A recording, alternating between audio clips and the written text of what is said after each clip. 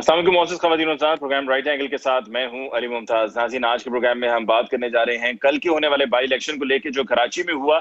एक ऐसे वक्त पर हुआ कि जब इससे पहले भी तारीख जब आई थी तो ये कहा जा रहा था कि तारीख तो दे दी गई, बाई इलेक्शन होना भी है, जरूरी भी है, लेकिन कोरोना के केसेस में जितना इजाफा हो रहा है ये बाई इलेक्शन नहीं होना चाहिए। अगर हम ये कहें कि जी एसओपीज पर मुकम्मल अमल दरामद करवाया जाएगा तो ये कहने की बातें हैं, अमलन ऐसा नहीं हो सकेगा। साथ में माह रमजान भी है और इन तमाम फैक्टर्स को मद्देनजर रखते हुए इलेक्शन कमीशन ऑफ पाकिस्तान को कम से कम अभी इस बाई इलेक्शन का अनाउंस नहीं करना चाहिए था, तारीख नहीं दी जानी चाहिए थी। लेकिन फिर भी बाई इलेक्शन की ना सिर्फ तारीख दी गई बल्कि इलेक्शन भी हुआ और एसओपीज पर अमल दरामद भी नहीं हुआ। बिलखुसूस इलेक्शन वोटिंग खत्म होने के बाद हमने देखा कि जिस तरह से मुख्तलिफ पोलिटिकल कैंप्स में जश्न मनाया जा रहा था और हर कोई अपनी फतह का जश्न मना रहा था और वहां पर जितनी बड़ी तादाद में लोग मौजूद थे, बिल्कुल एक नुक्ता बराबर भी एसओपीज पर अमल दरामद नहीं हो रहा था। वही एसओपीज पर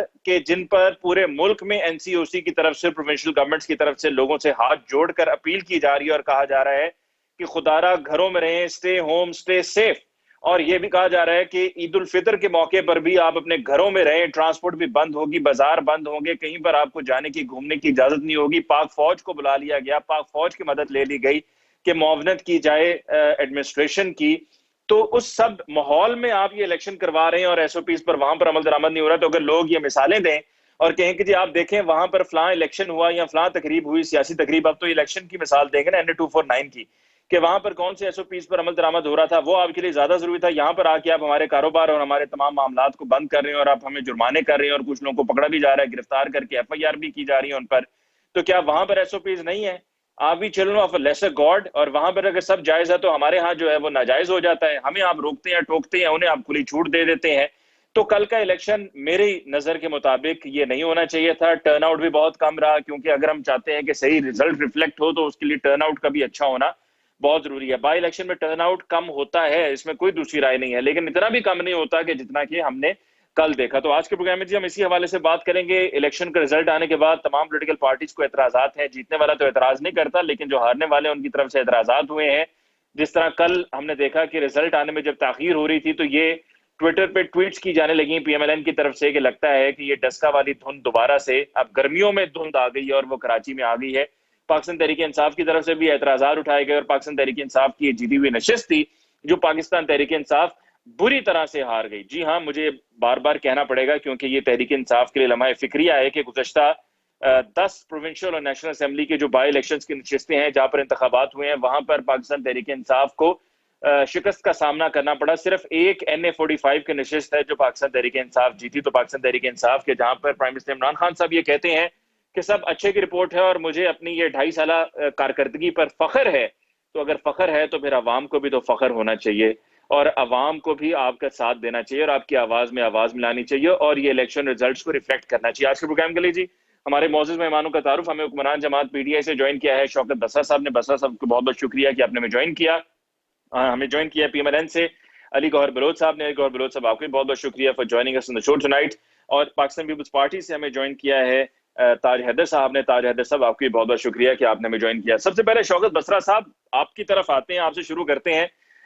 आपसे अफसोस भी करना मैं चाह रहा था कि बहुत अफसोस हुआ कि आपके कैंडिडेट इतनी बुरी तरह से हारे कि वही नशिस्त आपकी जो आप शहबाज शरीफ साहब से, किसी मतलब ऐसे कोई पार्टी के मेंबर से नहीं जिनको टिकट दे दी गई, बल्कि बहुत बड़ा नाम शहबाज शरीफ साहब से आप ये सीट जीते और वो भी कराची में। वहां पर आप ये सीट हार गए और ना सिर्फ हारे कि ऐसे हारे कि बस कई दिनों तक, कई महीनों तक, कई सालों तक ये मिसाल दी जाती रहेगी कि आप NA 249 में हारे कैसे। जी बसरा साहब। मैं आपके अफसोस को कबूल करता हूं। बिल्कुल, सबसे पहले तो मैं सेनेटर ताज हैदर साहब को और पीपल्स पार्टी को मुबारकबाद देता हूं कि वो इलेक्शन जीते हैं और बिल्कुल दोनों को ही आप देंगे? मैंने पीपल्स पार्टी को दी है मुबारक जो सीट जीते हैं। मैं ताज हैदर साहब को मुबारकबाद दे रहा हूँ, पीपल्स पार्टी को मुबारक दे रहा हूँ कि वो सीट जीते हैं और डेफिनेटली ये हमारे लिए लम्हा फिक्रिया है कि हमारी जीती हुई सीट थी, हमें रिटेन करनी चाहिए थी। कोई इफेंट बट नहीं है वहां पर। जाहिर है अगर हमने अच्छा, हमारे जो कैंडिडेट्स थे, जो वहां पे हमारे जिम्मेदारान थे, उन्होंने डिलीवर नहीं किया तो हम जीती हुई सीट हारे हैं। और इसके लिए जाहिर है कि जो अब हमारे वहाँ पार्टी के लोग हैं उनसे जरूर पूछगिछ होगी कि उन्होंने डिलीवर क्यों नहीं किया। और दूसरी बात, अली मुमताज के ऊपर आपने बिल्कुल वैलिड बातें की, 2-3 बातें मैं चूंकि अगर मगर लगाना नहीं चाहता, हम हारे हैं, हम हार को कबूल कर रहे हैं, लेकिन यहाँ पर जो इलेक्शन कमीशन की जिम्मेदारियां थी वो बुरी तरह से फिर एक दफा नाकाम रहे हैं अपनी जिम्मेदारियों को पूरा करने में। आपने सही कहा कि तमाम पार्टीज जो है के ऊपर इस वक्त उनकी रिजर्वेशन हैं, तमाम पार्टियां कह रही हैं कि इलेक्शन नाकाम हुआ है। आप अभी देखिए ना कि बार बार वहां पर वो डस्का वाला इलेक्शन हुआ, बाकी जगहों पे इलेक्शन हुए, इलेक्शन कमीशन को उसके बाद ही, डस्का के बाद ही सबक सीखना चाहिए था और यहाँ पे तमाम चीजों को इंश्योर करना चाहिए था।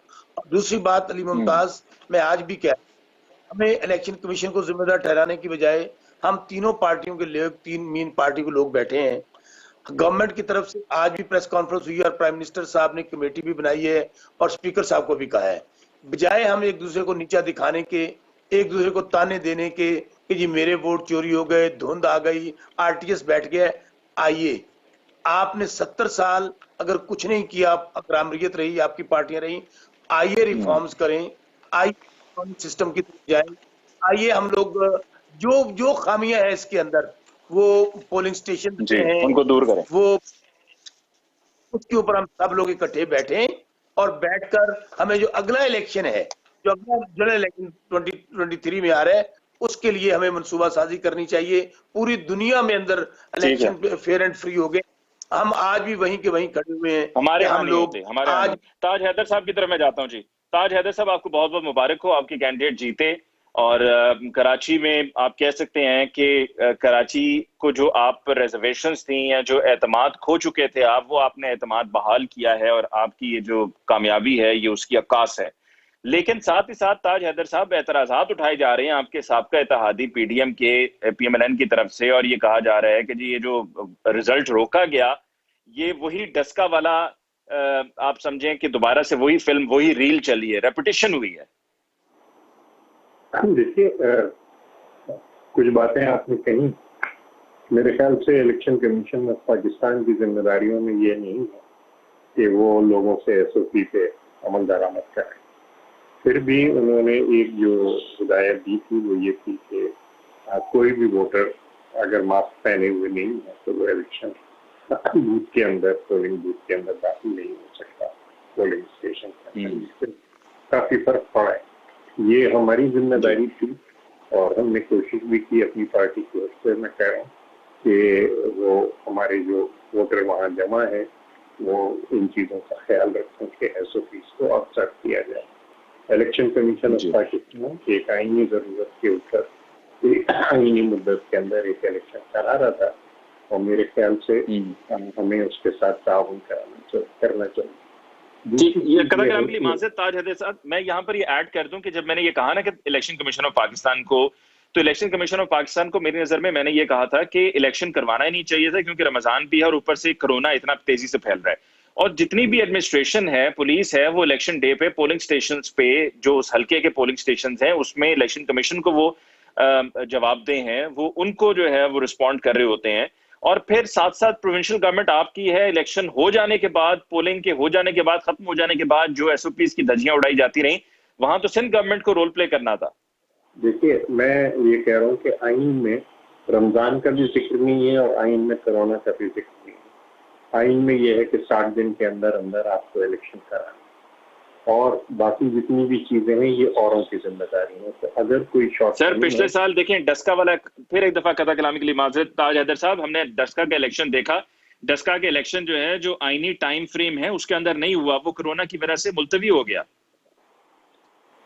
आप कंटिन्यू करें प्लीज। नहीं, आप प्लीज बात मुकम्मल कीजिए। मैं I just actually wanted to add up। नहीं, मेरी बात पे क्या आप फरमाइए। जी कहिए ताज हैदर सर, प्लीज कंटिन्यू। मतलब इजाजत है मुझे? जी सर प्लीज गो अहेड। मैं ये कह रहा हूँ कि अगर एक गलती होती है तो उसको हम मिसाल नहीं बना सकते। अगर एक जगह में खुद इन जो हमारे ज़िमनी इंतखाबात हैं वो नहीं हो रहे थे और उनमें ताख़ीर हो रही थी, और खुद मैं अपनी पार्टी की जानिब से पेश हुआ था इलेक्शन कमीशन के सामने, जिसमें मैंने उन्हें उनकी जो आईनी जिम्मेदारी है उसकी तरफ तवज्जो दिलाई और साथ ही ये कहा कि ये किया जा सकता है कि हम किसी ऐसे वोटर को अंदर न जाने दें पोलिंग स्टेशन के पास जिसके पास मार्क्स नहीं, लेकिन एक शॉर्ट कमिंग जो है वो हो रही है, सिर्फ इलेक्शन के अंदर नहीं हो रही, अपने मार्केट्स में, बाजारों में, सड़कों पे ये एक शॉर्ट कमिंग है। तो इसको जवाज नहीं बनाया जा सकता। आइन की जो ताबेदारी है उसको खत्म करने, ये मैं अर्ज कर रहा था। दूसरे ये कि वो जो एतराज़ात हैं तो उसमें जो 2018 को भी हम इलेक्शन कहते हैं, लेकिन ये कि जो काउंटिंग हुई है वो तमाम पोलिंग एजेंट्स को बिठा के हुई है, उनके सामने हुई है। फॉर्म 45 पे सबके दस्तखत लिए गए हैं, कॉपीज उनको दी गई हैं और फॉर्म 45 जो है वो किसी भी इलेक्शन की रूल होता है कि अच्छा किस पोलिंग स्टेशन को, किस उम्मीदवार को कितने वो अपने आप उसको जोड़ सकते हैं। अगर आपके पास कोई ऐसा है कि किसी पोलिंग स्टेशन का फॉर्म 45 नहीं है तो दस्तखतशुदा फॉर्म 45 जी। ताज हैदर साहब, आपकी आवाज जो है वो मुझ तक सही से नहीं पहुंच रही है, आवाज कट रही है जी। हम इसी मौके पे ब्रेक ले लेते हैं, हम ब्रेक के बाद वापस लौट कर आएंगे तो ताज हैदर साहब को मैं मौका दूंगा कि अपनी बात को मुकम्मल करें। जो फॉर्म 45 पे तमाम पोलिंग एजेंट्स के दस्तखत की बात कर रहे थे, मैं चाहूंगा कि ताज हैदर साहब यहीं से बात को आगे कंटिन्यू करें, लेकिन एक ब्रेक के बाद।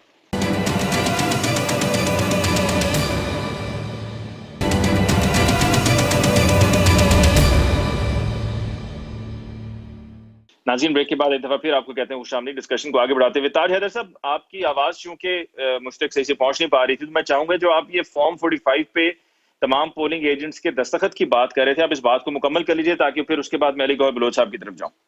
जी, मैं जरा खौफजदा था, लेकिन बात यह है कि जो फॉर्म 45 से अगर देखें 2018 का जो सिलेक्शन हुआ था उसके अंदर 78,471 जो फॉर्म 45 है जो इलेक्शन कमीशन ने वेबसाइट पर लगाए थे, उसमें सिर्फ 128 फॉर्म ऐसे थे जिन पर पोलिंग एजेंट्स के दस्तखत थे। इस वक्त ये है कि जो गिनती है वो पोलिंग एजेंट्स की मौजूदगी के अंदर हुई है और पोलिंग एजेंट्स ने फॉर्म 45 पे हर पोलिंग स्टेशन पे दस्तखत किए हैं और उनकी नकूल जो है वो पोलिंग एजेंट्स को दी गई है। अगर किसी पोलिंग एजेंट ने वो नहीं लिया है या रह गया है तो फिर वो उसकी नकल जो है वो न सिर्फ इलेक्शन कमीशन से ले सकते हैं बल्कि दूसरे पोलिंग एजेंटों से ले सकते हैं।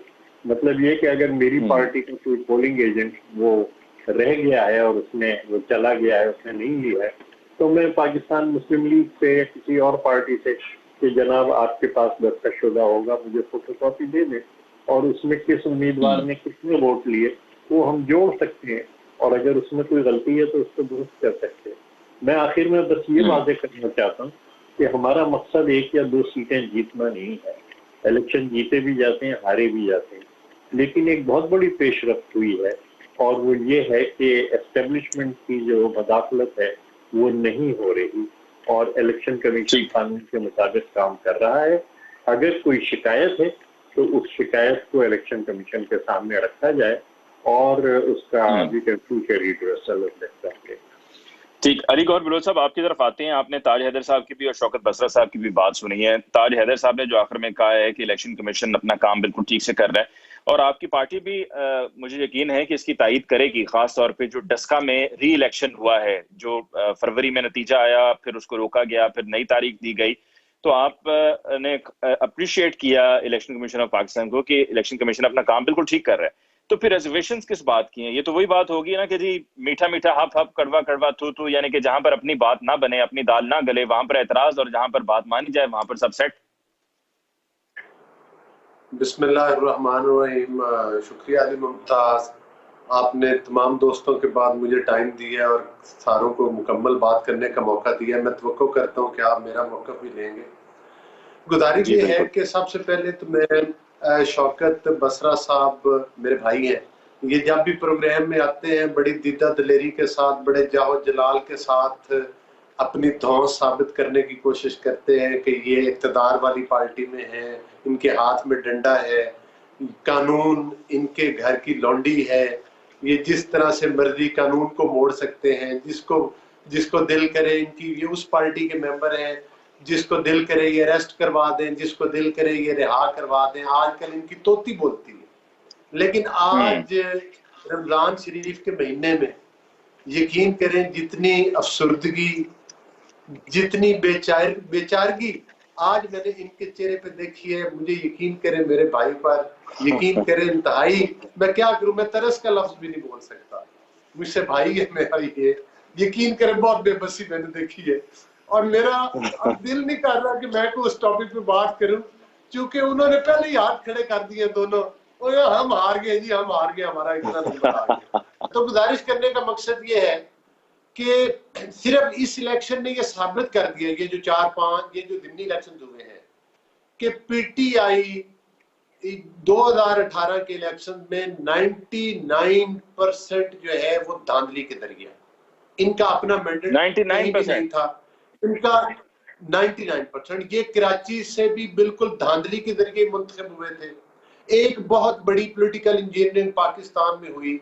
अली मुमताज, रोज आप तो हम कॉलम पढ़ते हैं, रोज आप यूट्यूब पे देख लें, हर जो एनालिस्ट है, हर जो एंकर है आप जैसा, माशाल्लाह, अब तमाम लोगों के ट्वीट्स भी आती हैं, तजिए भी आते हैं। हम उस बहस में पढ़े तो मेरा ख्याल है बात बहुत लंबी हो जाएगी, लेकिन मैं मुख्तसर ये कहता हूँ कि ये अल्लाह ताला का एक निज़ाम है कि वो चीज़ों को उनके इख्तिताम से पहले ही एक्सपोज करता है, चाहे वो इंसान हो, चाहे वो एक निज़ाम हो। अब हम उस तरफ आ गए, चूंकि इस हुकूमत का जो कि धांधली के जरिए आई थी, अब इसके इख्तितामी घंटे चल रहे हैं, तो उससे पहले ये एक्सपोज हो रहे हैं। आप देखें कि 14 सीटें इनको छीन के, पाकिस्तान के अवाम से छीन के, इनको 14 सीटें जो है कराची के अवाम से छीन के इनकी जेब में डाली गई कि जाए भाई हुकूमत बना ले। उसी छीना झपटी से मुतासिर होकर मेरा भाई शौकत बसरा पीपल्स पार्टी छोड़कर पीटीआई में चला गया था।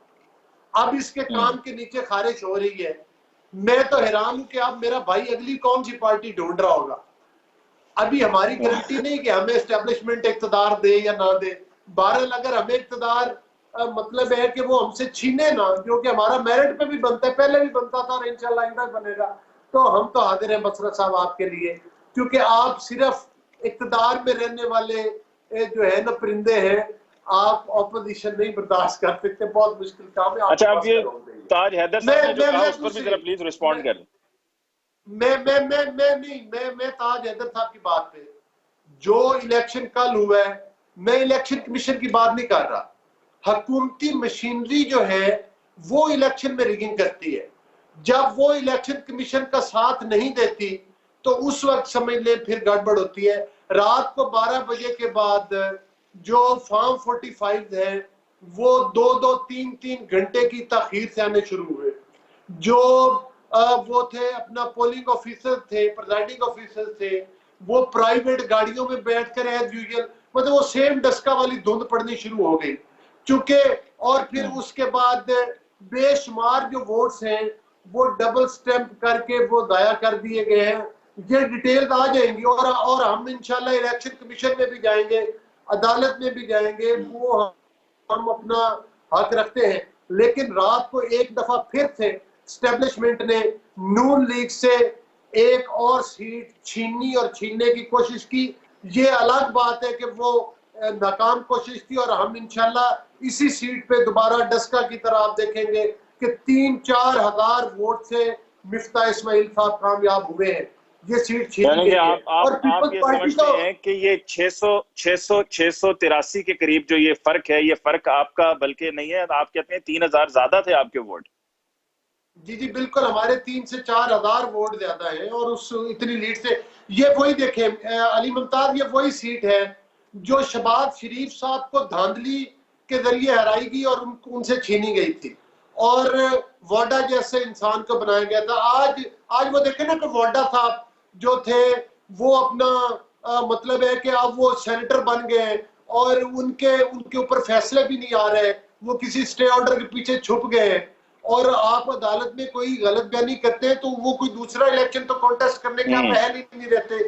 मकसद ये है कि ये सीट शहबाज शरीफ साहब से छीनी गई थी, ये नून लीग की सीट है, ये असल पॉपुलैरिटी है। चले वक्ती तौर पर इसी रिजल्ट को भी मान लें तो ये शौकत बसरा को दिखाएं कि नून लीग ने कितना वोट लिया है असल का। ये कराची जी बसरा साहब बताएं ये असल हकायत क्या है। बसरा शौकत बसरा साहब को बताइएगा कि क्या आप कोई और पार्टी तलाश कर रहे हैं? शौकत बसरा साहब आज मुझसे वादा करें कि आप अगले 5 साल में पीटीआई में रहेंगे अली मुमताज के प्रोग्राम। जी बसरा साहब।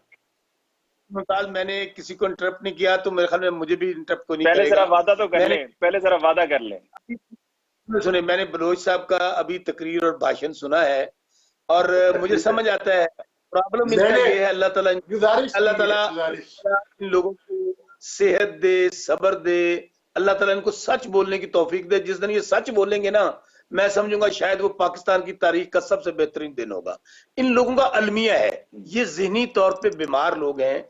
ये चूंकि वो ताकतवर का नशा है ना, कि पाकिस्तान में जो ताकतवर है, पैसे वाला है, हमें कौन हरा सकता है, हम कैसे हार सकते हैं। अगर ये जीत जाए तो जमहूरियत की फतह होती है, अवाम इनके साथ होते हैं।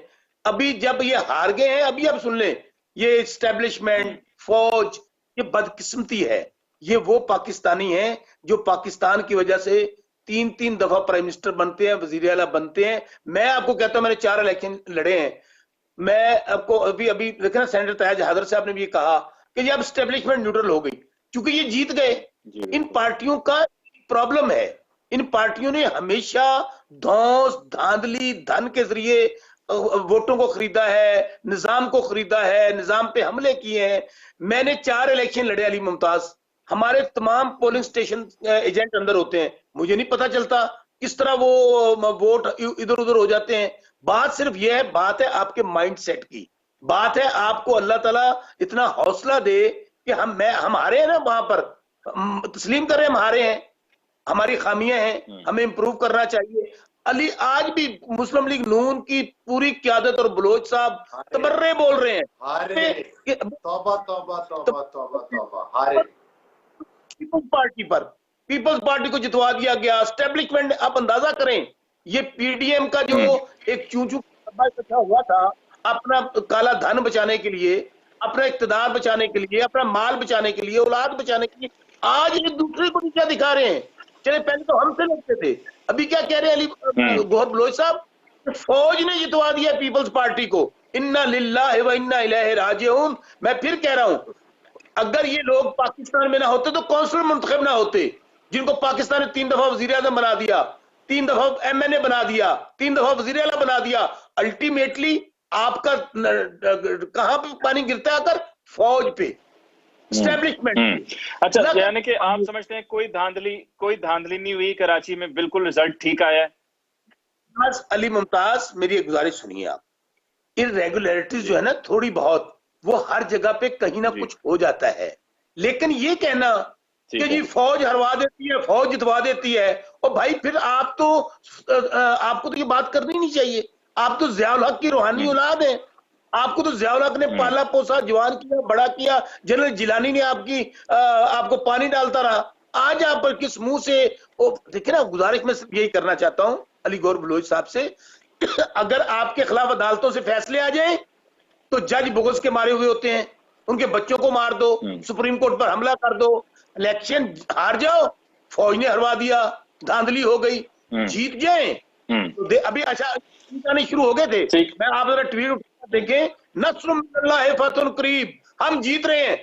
जैसे ही हारे उन्होंने कहा धांधली हो गई, वो धुंध वहां चली गई। ठीक है, लेकिन बसरा साहब, जरा ये पीटीआई को भी तो देखना चाहिए ना कि कराची में पीटीआई का जो वहां पर सारी तंजीम साजी है, जो वहां पर आपके जितने भी लोग हैं बैठे हुए, इलेक्टेड नॉन इलेक्टेड, वो वहां पर हो क्या रहा है कि आपसे ज्यादा तो टीएलपी जो कलदम जमात है, कलदम टीएलपी, यही कह करके उनके वोटों की तफसील बताई जाती रही तमाम टेलीविजन चैनल्स पे। उनके कैंडिडेट के आपसे ज्यादा वोट हैं, इससे ज्यादा जो है वो परेशानी की बात क्या हो सकती है हुक्मरान जमात के लिए। इसका मतलब है कि पीटीआई को कराची ने बिल्कुल मुस्तरद करके रख दिया। अली मुमताज, मैं फिर कह रहा हूं, हम हारे हैं और हम अपनी हार को तस्लीम कर रहे हैं। लेकिन अभी आपने गौर साहब की बात, गौर बलूच साहब की बातें नहीं सुनी थी कि ये लोगों को अंदर डलवा देते हैं, जेलों में डाल देते हैं। और भाई अगर हमने जेलों में डलवाना होता, धांधलियां करनी होती तो कराची की सीट भी जीत जाते। हम तो वहां 5वें नंबर पर आए हैं। गुजारिश सिर्फ ये है, मैं फिर कहता हूं, वहां जो हमारे कैंडिडेट थे फैसल वाडा साहब, उनके लिए सोचने का मुकाम है। हमारी जो लोकल वहां पर ऑर्गेनाइजेशन है, उनके लिए सोचने का मुकाम है। कराची ने बहुत बड़ा मैंडेट दिया पीटीआई को। कराची ने बहुत अरसे के बाद वहां पर एमक्यूएम को रिजेक्ट किया। पीपल्स पार्टी तो वहां थी नहीं, लेकिन इंशाल्लाह हम इंप्रूव करेंगे, हम दोबारा कम बैक करेंगे। मैं समझता हूं ये नतीजा हमारे लिए, हमें जगाने के लिए काफी है। लेकिन अच्छा, मुझे एक ब्रेक पे जाना है, फिर उसके बाद हमने ताज हैदर साहब से उनकी भी राय लेनी है। लेकिन ब्रेक पे जाते हुए बसरा साहब, एक बात जरा मैं चाहूंगा कि आप को मैं मुबारक, जहां पर मैंने आपसे गुफ्तगू का आगाज अफसोस से किया, वहां पर अचानक मेरे जहन में आया जब आपने कहा कि हम 5वें नंबर पे हैं, कि आपको मुबारक हो। और मुबारकबाद इस बात की कि आप टॉप 5 में हैं। ये तो खुशी की बात है ना, टॉप 5 में है, नंबर 1 पे ना सही, लेकिन टॉप 5 में तो है ना बसरा साहब आप। आपकी कदर बाकी रहेगी, बाकी तो दोनों पीछे नहीं है। टॉप 5 में है, टॉप 5 में। ब्रेक लेते हैं जी, ब्रेक के बाद लौट के आएंगे तो डिस्कशन को कंटिन्यू करेंगे।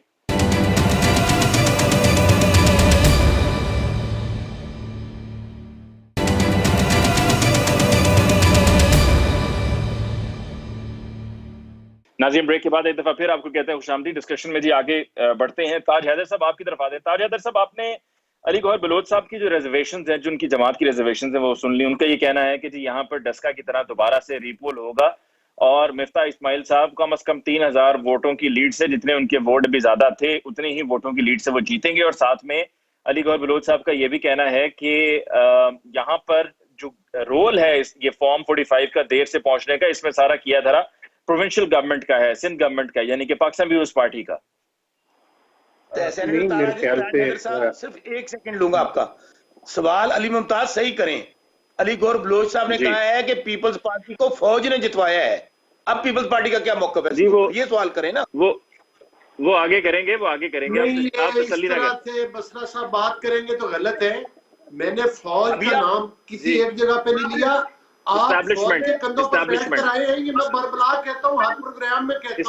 की बात है। दोनों मौजूद मेहमानों से मेरी गुजारिश है कि ताज हैदर साहब को जवाब देने दीजिए। ताज हैदर साहब की राय सुन लें। ताज हैदर साहब, देखिए, मैं इलेक्शन कमीशन का तर्जुमान नहीं हूँ और जो शिकायतें हमें थी वो मैं लिख के और उनकी खिदमत में, इलेक्शन कमीशन की खिदमत में मैं रवाना करता रहा हूँ दिन भर बैठ के, क्योंकि मैं सरबराह था इलेक्शन सेल और वो मीडिया ने भी उनको कवर किया है। लेकिन फॉर्म 45 जो है वो पोलिंग स्टेशनों पे पोलिंग एजेंटों के हवाले किए गए थे और हमारे पोलिंग एजेंट हमारे मरकजी दफ्तर के अंदर वो फॉर्म लाके जमा कराते रहे थे और दूसरे उम्मीदवारों के, मिफ्ता इस्माइल भाई के भी जो फॉर्म 45 थे वो उनके पोलिंग एजेंट वहाँ पे जमा कराते रहे थे।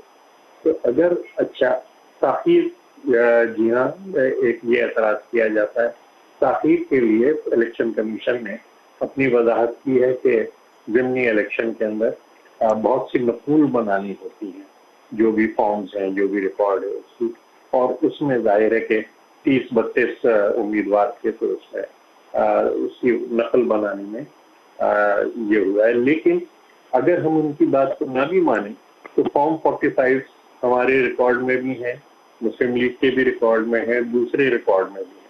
उनको जोड़ा जा सकता है, जमा किया जा सकता है और देखा जा सकता है कि किस उम्मीदवार को कितने वोट मिले।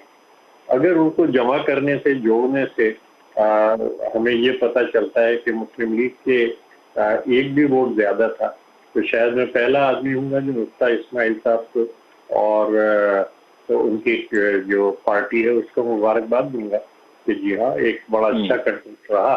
कभी आप आगे जाते थे, कभी हम आगे जाते थे और अल्लाह ने आपको पता नसीब की। लेकिन जो हमारा आर्गुमेंट है, जो हमारा हिसाब किताब है, वो दस्तावेजात के ऊपर मुनहसर होना चाहिए।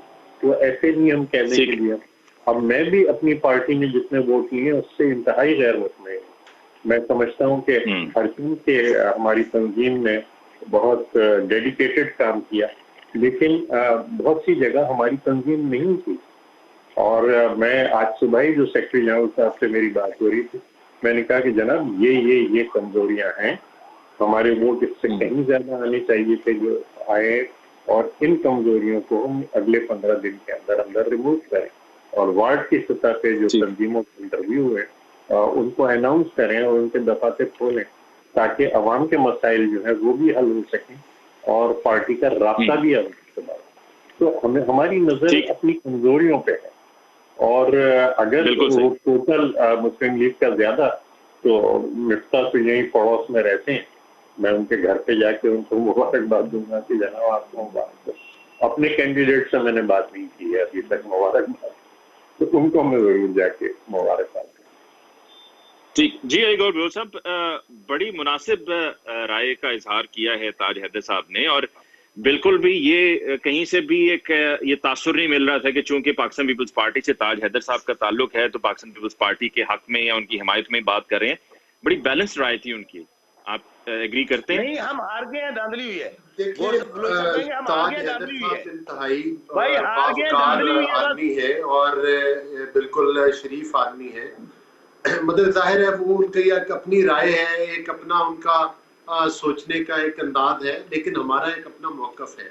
मैं तो सिर्फ इतनी गुजारिश कर रहा हूँ कि असल सूरत ये नहीं है अली मुमताज के पीपल्स पार्टी ने इलेक्शन जीता है या नून लीग को जीत जाना चाहिए, या असल सूरत ये है कि जो इस वक्त मतलब है कि आप देख रहे हैं कि जिस तरह से रिजल्ट्स आए, उसके बाद अचानक रिजल्ट्स आना बंद हो गए और उसके बाद एक डिले आया। उसके बाद जब आरओ ऑफिस में हमारे कारकुनान गए, मेरे पास वीडियोज हैं, उनको धक्के देकर सिंध पुलिस ने वहां से भगाया उनको जहां से रिजल्ट वो जाना था। तो मेरा मकसद है कि जो भी हमारे तफदात हैं, जो वोट रिजेक्ट किए गए, जिन फॉर्म 45 को डिले किया गया, हमारे तो आपके पास अगर शवाहिद हैं, आपके पास अगर शवाहिद हैं तो आप इलेक्शन कमीशन में जाहिर सी बात है देंगे, जैसे कि आपने कहा है, तो वहां से आपको इंसाफ मिलेगा। जाएंगे जी, हम इलेक्शन कमीशन के पास भी जाएंगे, हम अदालतों पे भी जाएंगे और हम तवक्को करते हैं कि हमें उस बात पर इंसाफ मिलेगा। लेकिन बहरहाल मैं ये कह रहा हूँ, चूंकि इस वक्त सूरत ये है कि पीपीटीआई जो है वो किसी लिस्ट में नहीं थी। अगर ये रनर अप होते तो इनको पुश मिल जाना था, जिस तरह से पहले वाडा साहब को जितवाया था। वो तो खैर रनर अप उस वक्त भी नहीं थे, उस वक्त तो बहुत बड़े लेवल पे धांधली की गई थी। अगर ये रनर अप होते, हाँ अच्छा, चलिए अब वक्त खत्म हो रहा है प्रोग्राम का। मैंने आप ही कहे हुए सवालात मैं चाहूंगा कि बसरा साहब से वो वादा भी ले लें हम, क्योंकि अगर प्रोग्राम आज खत्म हो गया और वो वादा ना किया बसरा साहब ने, फिर बसरा साहब ने दोबारा वादा नहीं करना। बसरा साहब वो वादा ही कर लें कि आप अगले 5 साल भी पीटीआई में रहेंगे। मैं ये गुजारिश करता हूँ कि पीटीआई वो घोड़ा है जिसने बाकी तमाम घोड़ों को आगे लगाया हुआ। अली मुमताज, मैं पीटीआई में रहूंगा, बल्कि अली गौहर बलोच साहब मेरे भाई हैं, चूंकि वो आप कह नहीं सकते, इन्होंने मुझे कहा है कि अगला इलेक्शन मैं भी पीटीआई से लड़ूंगा, पूछ लें इनसे। और दूसरी बात ये है अली मुमताज, मैं अर्ज करूं, एक बात का इन दोनों ने जवाब नहीं दिया। बात मैंने स्टार्ट में कही थी, आए इलेक्शन रिफॉर्म्स की तरफ आए, जो ये हमें शिकायत हैं, हम मैसिव इलेक्शन रिफॉर्म्स करें ताकि अगले इलेक्शन में हमें ये ना कहना पड़े 45 फॉर्म नहीं मिला, एजेंटों ने कलेक्ट नहीं किए। क्योंकि बलोच साहब तो यही कहना है, क्योंकि हार गए, धांधली हुई है, जीत जाते। अच्छा बसरा साहब, आप अपने कैंडिडेट से कहते हैं कि वो भी फैसल वाडा साहब की तरह कुर्सी रख के बैठ जाते किसी कूड़े के ढेर के आगे और किसी टेलीविजन प्रोग्राम में लाइव चले जाते, शायद कोई फायदा ही हो जाता। अली मुमताज, मैं फिर आपको कह रहा हूं कि हमारी भी रिजर्वेशंस हैं, इसके बावजूद हम शिकस्त को तस्लीम कर रहे हैं। मैं अब वो बात इसलिए कि हमें ये रवायत डालनी पड़ेगी, हारे तो हार को तस्लीम करें, जीते तो हमें जीत को मुबारकबाद देनी चाहिए। इनकी तरह नहीं है ये दौड़ा शुरू कर। एक बात कर जी अली गौहर बलोच साहब, गुजारिश ये कहता हूँ अली मुमताज, मैं ये गुजारिश करता हूँ कि ये इलेक्शन रिफॉर्म्स की बात करते हैं, ये मतलब डाकू कहता है कि आप लॉ एंड ऑर्डर पे बात करेंगे, मतलब हैरान कुन बात है कि आप डाकू कहेंगे। लास्ट कमेंट फ्रॉम ताज हैदर साहब। ताज हैदर साहब, आप इलेक्टोरल रिफॉर्म्स के हक में हैं? नहीं, देखिए हमने तो 4 साल में ये इलेक्शन एक्ट 2000। ताज हैदर साहब को जरा बात जवाब देने दीजिए। ताज हैदर साहब जी, ताज हैदर साहब, अली गौहर बलोच साहब, देखिए ताज हैदर साहब की बात सुन लीजिए जी। ऐसा है कि ये 4 साल की मेहनत की थी इलेक्शन एक्ट 2017 बनाने में, और मैं खुद उसके पास करने वाले में हूँ। जब सेनेट में आया तो एक एक चीज को देख के उसके पास किया। ये एक इंतहाई अच्छा कानून है। जरूरत ये है कि इस पे अमल दरामद हो, और अमल दरामद मैं समझता हूँ कि इस वक्त इलेक्शन कमीशन कर रहा है। जाहिर है कोई चीज भी 100% नहीं होती, कहीं अगर कमी रह जाती है तो हमें उसको जो है वो ठीक करना चाहिए और उनके नोटिस में लाना चाहिए। मैं समझता हूँ कि आफरीदी साहब ने बड़ी अच्छी कैंपेन चलाई, उनके जाती ताल्लुकात भी बहुत थे, कैंपेन भी बहुत अच्छी थी उनकी, और ये जो वोट उन्हें पड़े हैं मैं समझता हूँ कि ये उनकी जाती काबिश का नतीजा है। अगर आला क़यादत जो थी वो उनके साथ होती तो शायद कुछ बेहतर हो जाता, लेकिन ये सारे के सारे वोट आफरीदी साहब के हैं और उनकी मुहिम का नतीजा है। नहीं तो पीटीआई की तो 100-150 वोट भी नहीं है, वो जानते हैं, कोई जानता जी बिल्कुल। ताज हैदर साहब, आपका हम शुक्रिया अदा करते हैं। प्रोग्राम का वक्त खत्म हो गया है। शौकत बसर साहब, टाइम खत्म हो गया है, वरना मैं आपको जरूर मजीद मौका देता। अली गौहर बलोच साहब, आपको बहुत बहुत शुक्रिया। नाज़रीन, इसके साथ ही आज के प्रोग्राम का वक्त खत्म हुआ चाहता है। मुझे मुमताज को दीजिए इजाजत। अल्लाह निगहबान।